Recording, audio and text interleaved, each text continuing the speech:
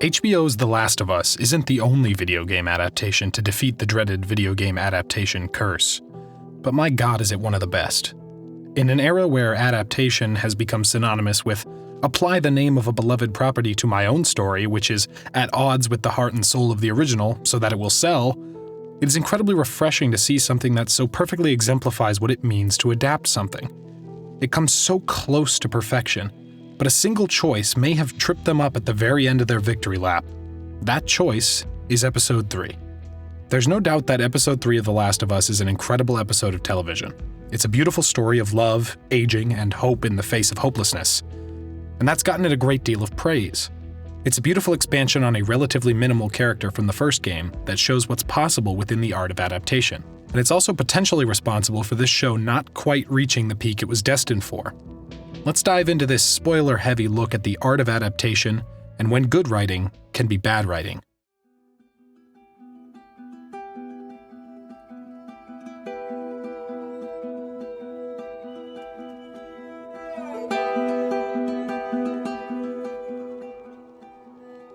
An adaptation is a transformation of an existing work into a new format.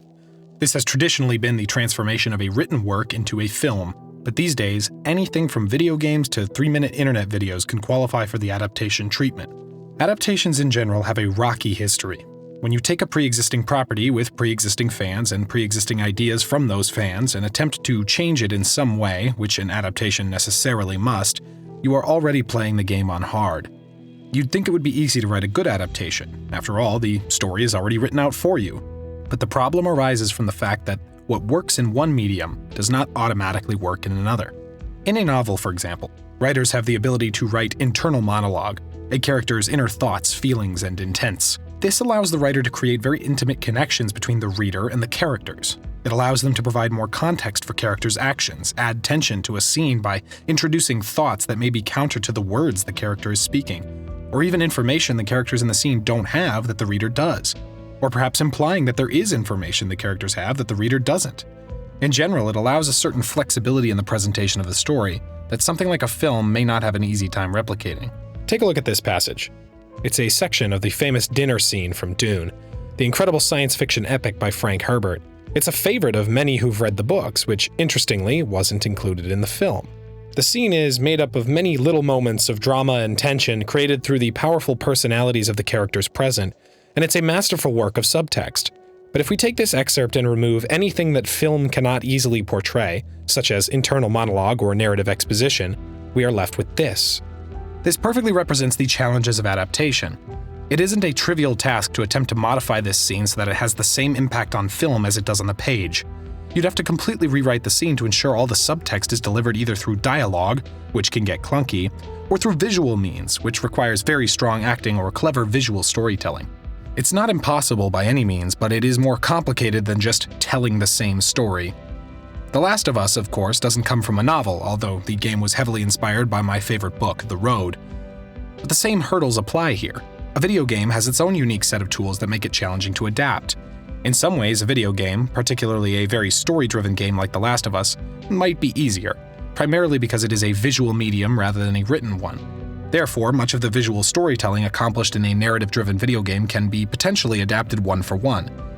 The primary differentiator that a video game possesses is gameplay. That is, the viewer is able to actually be one or more of the characters in the story, and as a result, they are able to create a strong connection with the actions and mentality of the character. Additionally, further depth can be accomplished by scattered bits of lore in the form of notes or other expository extras. A significant length of time is spent during gameplay that can be littered with dialogue that allows for expansive characterization that you simply don't have time for in an hour-long episode of television. Where would these lines of dialogue that expand on the relationship between Joel and Ellie go? Do you create an entirely new scene for them, or do you nix them entirely? Which ones are essential and which aren't? This is the challenge presented to a writer attempting to adapt a video game to film or television. When you're trying to compress 15 hours of gameplay into 9 hours of television, you have to be careful and selective about what you do and don't give screen time to. So what of those 6 hours gets the boot?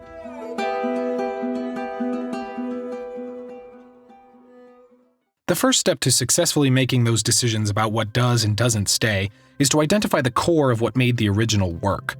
What did people love? What did they resonate with? You don't generally remember every page of that book you liked, or every single scene of that one amazing movie. You probably remember a few standout scenes, but what sticks with you long after it's over is how it made you feel. What part of the story resonated or spoke to you the most? In The Road, the heart of the story is the relationship between a father and son in an unwinnable situation, as the bleak reality of their fate becomes more and more clear. We relate to the desperate attempt of a father trying in the face of certain doom to create some semblance of hope for his son. In The Witcher, the heart lies in the relationship between Geralt, an abandoned man supposedly robbed of his emotions by a magical transformation, and a willful young woman who becomes like a daughter to him. We connect with his attempt to remain neutral as life assails him with extremes, and we enjoy the process of seeing his true emotions come out as his attachment to this young woman begins to crack through the hard shell he's developed as protection. In The Last of Us, I believe the core of the story is watching a man broken by tragedy and transformed into a cold, cynical survivalist clash with a young woman born to a completely different world that can't help but remind the man of his dead daughter. This relationship drags out all the dirty laundry that the man carefully crammed down into the depths of his soul and forces him to relive and reprocess these experiences all over again. People remember the little moments where the man finds himself sucked into old patterns and then makes futile attempts to cram all the emotions back down. They remember moments like this. You're right. You're not my daughter. You'd think having Neil Druckmann, the original writer of the story, on board for the adaptation would make finding the heart a cakewalk. But one of the crazy things about a story is that what the audience loves and relates to isn't even necessarily what the author intended when writing it. A work that was one thing in a writer's mind becomes something else once it reaches an audience. As a result, it's quite possible for an author to not grasp what an audience likes about their own story. I'm not saying that's what happened here, as I think Craig and Neil largely did capture the heart of the story, but it's something to keep in mind as we explore their decisions on how to spend the 9 hours they had. Once you've discovered the heart of the story, you have the central through line to base your adaptation on. Then you can start looking for milestones in the original story that tie into this through line to convert from the original format. For example, you need to have Joel's moment of deep loss. You need the moment when he meets Ellie, you need the impetus to start their journey across the country, you need Tess's death as a catalyst for Joel to even continue this job once the initial plan fails, etc., etc. You need to plan out this roadmap and make sure to hit all the lovely tourist sites on the way, and you will inevitably have to alter things on the road, but as long as the central through line remains, tying all those choices together, it is likely to be felt in the same way as the original. All the slight differences we see in HBO's version are easily forgiven because they all still contribute to the general purpose of driving Joel and Ellie's relationship forward. Episode 3, on the other hand, diverges just a tad too far, but you don't notice this problem until the last 2 episodes, and that's because of the issue of time.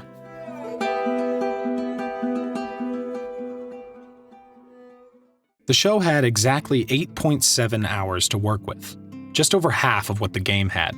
Now, if you cut out gameplay and just look at cutscenes and key dialogue, the game comes in at about 3 hours. It's possible looking at this from a writer's perspective that you might think, wow, I have almost 9 hours to flesh out 3 hours of story. This'll be great. I can expand on so much that the story glosses over. It would be an easy mistake to make. The problem is that if you watch the 3-hour movie cut of The Last of Us Part 1, you'll start to realize very quickly that none of the story beats hit particularly hard. Why is that? The same incredible voice acting is there, the same key moments are there, you can generally follow what's going on from a story perspective. So why doesn't it work? It doesn't work because what makes the big story moments hit us so hard is all the little moments leading up to them. This moment, You are treading on some mighty thin ice here. works because of this moment, Matter of fact, we just keep our histories to ourselves. and this moment, You're doing a good job. I figured you should know that. and this moment, And just so we're clear about back there, it was either him or me. and this moment, Ellie? Ellie, are you all right? etc. Big beats are the sum of the little taps leading up to them. Think about story like a bank transaction. The big grand emotional moments are withdrawals, and the little pieces of dialogue, the bits of eye contact, the facial expressions, those are deposits. You can't have $1 million moment if you've only got $30 in the bank, or it'll feel less like getting $1 million and more like getting one of these. And the ending of The Last of Us Part 1 is without a doubt a $1 million moment. So you have less than 9 hours to make the deposits to make $1 million moment work, while you're making a couple $500,000 moment withdrawals along the way. So you'd better be making the most of every moment, or you're going to reach episode 9 and realize you need to make a mass deposit all at once. And the bank is going to start asking questions. And this is exactly what happened. Let's finally address the elephant in the room. What's so bad about episode 3? It's not the writing, it's not the story. Ironically, the title of the episode tells us exactly what it did wrong. It took a long time. More specifically, it spent a long time on two characters that have zero impact on the overall story. And it took almost 9% of the entire time the show has to develop Joel and Ellie's relationship, to a point where we believe that he considers her his proxy daughter. 9%. That's such an enormous chunk to spend not making those deposits. And it's not like Bill and Frank's story doesn't contribute to the themes of the overall story either. It perfectly encapsulates the idea of love in a desperate situation, hope when all hope should be gone, and the things we'll do for the people we love. These are all things the story explores as a whole, and Bill and Frank really drive home the loss that Joel experienced when Tess died. If the show had just one more hour to work with, this episode wouldn't have caused the problems that it did. And to illustrate what we missed in the development of Joel and Ellie's relationship, let's take a look at what happens in the game during this period of time. First, we have this moment, where Joel puts up the rules of engagement.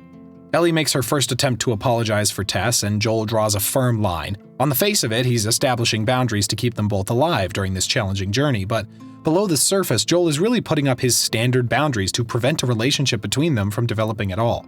Easier to not make attachments in the first place than to have to deal with the consequences of them later. Secondly, we have a lot of little moments where Ellie's innocence and naivete clashes with Joel's rugged survivalist mentality. And we could get into all the reasons why show Ellie is not the same as game Ellie, but that's an entirely separate video. We also have the first moment where Joel and Ellie work as a team. This seems like a small thing, but Joel's reluctance to let her do anything to help and her desire to prove that she can is one of those little deposits. Then Joel gets caught in a trap, and once again they're forced to be a team, largely against Joel's will. Bill reminds Joel that connection only makes you weaker and will eventually get you killed. We then have the second moment that Ellie tries to apologize for Tess. It's an olive branch moment, and Joel takes it as much as he's capable of taking an olive branch. From this point forward, the relationship between the two of them begins to soften. The deposits are building up, and then we have the moment where Bill and Joel find Frank. And Bill's cold and repressive reaction acts as a mirror to show Joel what could happen if he keeps forcing everything down the way he has been. Crucially, we have the moment where Joel first gives Ellie a task, driving the truck while Bill and Joel push to get the engine started. It's the first time he actually allows her the opportunity to prove her ability, and we can see by the look on her face how much that matters to her. He also praises her for the first time, even before she succeeds at the task. A fatherly instinct cracking through the surface, and she latches onto it immediately. It's the first time we really start to appreciate what's happening here in this relationship. Two lost people in a wasteland finding what they need in one another. And finally, we have the moment where Joel defends Ellie to someone else. Gotta admit, she did hold her own back there. This section of the game takes about an hour and 15 minutes, which happens to be exactly as long as episode 3 of the show. In the game, Bill acts as a mirror. He shows the audience and Joel what's waiting down a certain path. He exists to serve the heart of the story, and that's exactly what supporting characters are for. The game spends 75 minutes dropping money off at the bank until there's enough that Joel lets a little bit of his guard down, which opens the door for larger deposits to be made in later portions of the narrative. Something else he can drive me crazy with. They can behave more and more like a father and daughter little by little as the plot goes on. By comparison, in the show, there's about 15 minutes of this back and forth between Joel and Ellie. There's some banter on the hike toward the town, Ellie's sarcasm and Joel's stubbornness clashing in the gas station, an almost word-for-word copy of the laying boundaries moment from the game, and a moment where Joel instinctively reminds Ellie to buckle up. A small thing that comes from a deeper place, emphasized by a purposeful lingering of the camera on his expression. It's good. Good enough that it makes you wish there was more of it. These are the moments where the show shines. Ellie is less innocent but equally childish, and Joel is less fatherly but equally rugged. It's never quite as good as the game, but it's not far off. The problem is there's just not enough of it. After this section of the game, the relationship between the two has softened a great deal, and Joel is beginning to allow some of his deeper instincts to show. At the end of this episode of the show, Joel has just laid the boundary that these two are not allowed to talk about their pasts, and Ellie has to do exactly what he says. There's still a great deal of developing to do for these characters. At this point in the game and show, we are approximately 3 hours in. In the game, there are more deposits in the Joel and Ellie relationship bank already, and they're further along in the softening stage of their relationship. In the show, we're just beginning that arc. Again, not necessarily a problem since the show decided to expand on some things that the game glossed over. Not a problem except for the fact that the game has 12 more hours to work with, and the show has less than 6.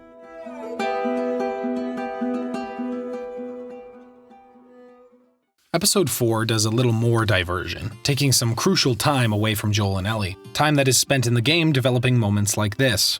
How about, hey, Ellie, I know it wasn't easy, but it was either him or me. And this. It was either him or me. Episode 5 is a great expansion on the temporary partnership between Joel and Ellie and Henry and Sam. Another mirror that shows Joel the other side of what is waiting for him. If Bill made him cautious to close himself off, Sam and Henry made him afraid of opening himself up again. Episode 6 has the most powerful expansion of the relationship between these two so far. It's my favorite episode of the show, and it does a great job making deposits leading up to the moment that Joel actually chooses to take Ellie with him. Again, it's not quite as good as this. You have no idea what loss is. But it's damn near it. Then episode 7 hits, and we spend the majority of the episode in a flashback that runs through the story of the Left Behind DLC, an excellent expansion on Ellie's character that strengthens her need for the cure to be real, a pivotal part of what makes the ending so morally challenging and powerful. But it was at the end of this episode that I remember thinking to myself, wait, how many episodes are left? I remember thinking 3 more episodes seems like a short time to build up the relationship bank enough to be able to make $1 million withdrawal, and then I found out there were only 2 episodes left. And that's where things started to falter. Episode 8 goes through the Ellie and David story at light speed. It's a good adaptation from a writing perspective, hitting all the key moments, but the end, where the famous baby girl moment happens, felt thin. But why? The episode was a very close adaptation of the game, hitting the same moments, sometimes even with word-for-word dialogue ripped from the game, so why did it feel so frail? Well, it's not because of anything Episode 8 did wrong, it's because of what Episode 3 and to some extent Episode 4 did wrong. The periods of the game that Episode 3 and 4 represent are some of the heaviest in terms of Joel and Ellie relationship building moments.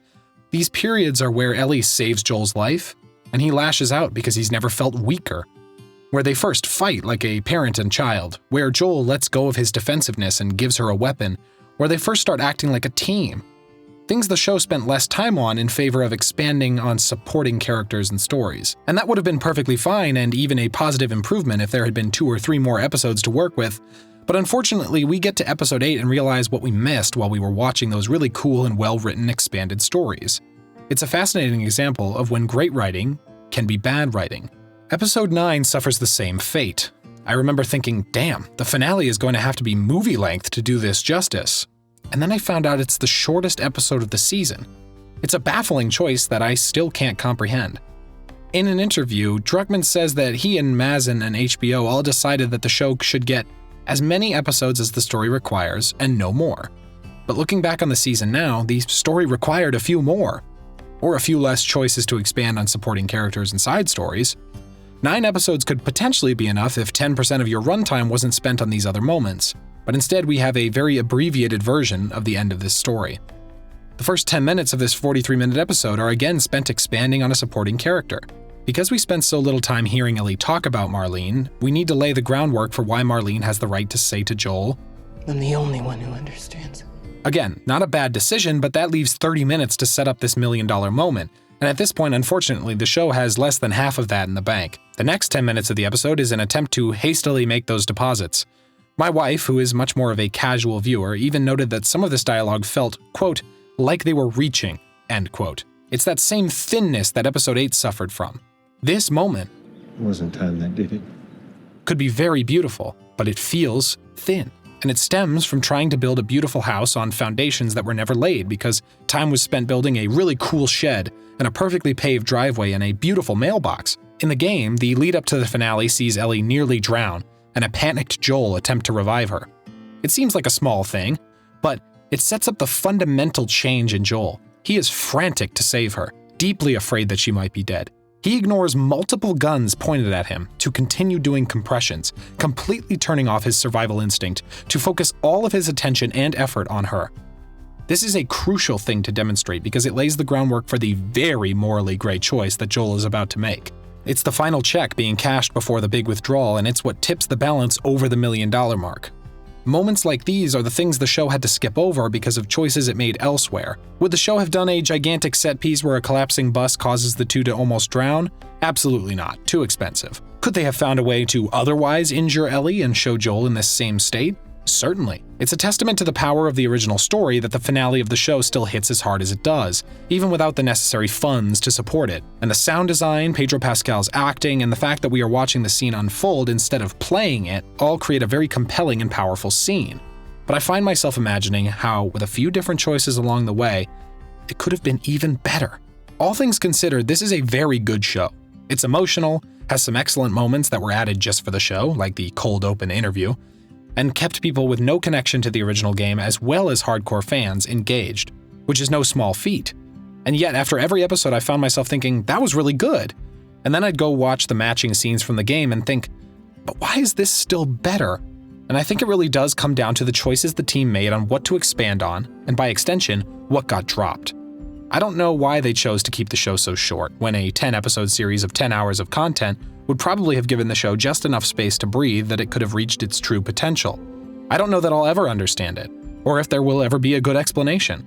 But if there's anything The Last of Us taught me, it's that we make the choices we make in life, sometimes without thinking about the consequences. And when it's all over, we have to deal with them. I swear.